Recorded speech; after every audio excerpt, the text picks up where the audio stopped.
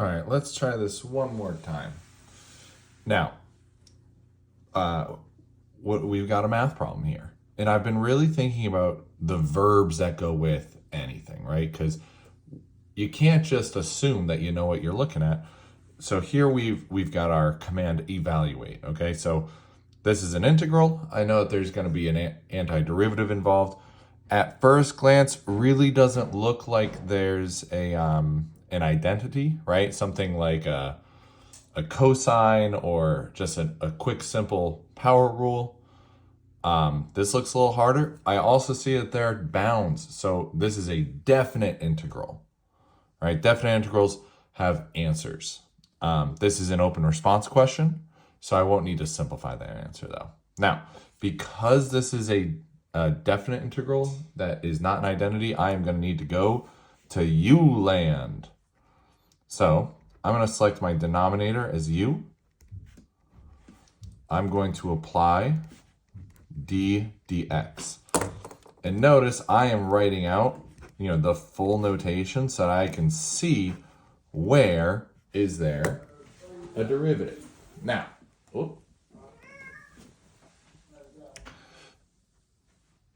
Guy, what do you think? What's du dx? It's a trick question. Because it is always, du dx is just du dx. Mismatching variables and all that implicit differentiation. Dx squared plus 1 dx is 2x. Now let's get that simplified. Du equals 2x dx if we multiply on each side. Now the issue is I don't have 2x dx. Over here I have x dx. So I'm looking at that and I'm just like, poop.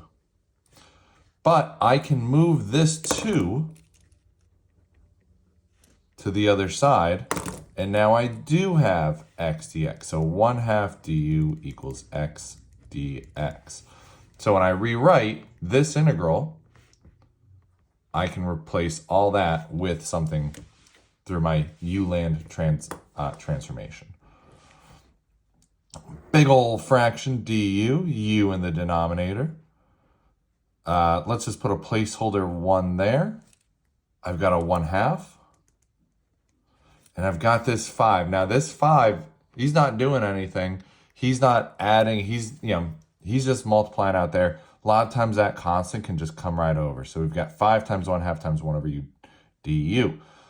The other thing, because I need everything over here. I need every single thing that's written over here to come over. So I'm saying, all right, well, if x equals 1. Well, if x equals 1, what would u be? And as I trace my hand, I can literally see, well, in u-land, u is x squared plus 1. So this x must become u equals 2, right? My bounds of integration have to match my variable of integration. If u is 2, 2 squared plus 1 is 5. So now I've got the integral from u equals 2 to u equals 5 of 5 times 1/2 times 1 over u. Now I'm just going to clean that up. These are just multipliers, so I don't want to think about those. I'm just going to pull them out. U equals 2 to u equals 5, 1 over u du. And I'm going to ask myself the same question. Is that an identity, right? And the answer is yes, 1 over u without any exponent, right? Like you got to be on the lookout. If you see 1 over u du cubed, right? That's u to the -3 du, and that's an anti-power rule. But we don't need to think about that, right? Because we're just 1 over u. 1 over u is pretty easy. We just have 5/2 times the natural log of u. Now, I've done the calculus, so I don't need to involve my big squiggle. My du goes away. And what's left is my natural log of u, which I'm going to evaluate from 2 to 5. Now, I don't need to go back to xland because I have a number, right? 5 over 2, let's plug this in. Natural log of 5 minus natural log of 2. And I'm going to wrap that. The second one, wrap in parentheses, because, oh my gosh, you're going to hurt yourself if you don't. Just trust me. I've been doing this forever. Let me just retrace my steps because it's an important part of being a mathematician. I rewrote my integral where everything in this symbol to this symbol is represented, right?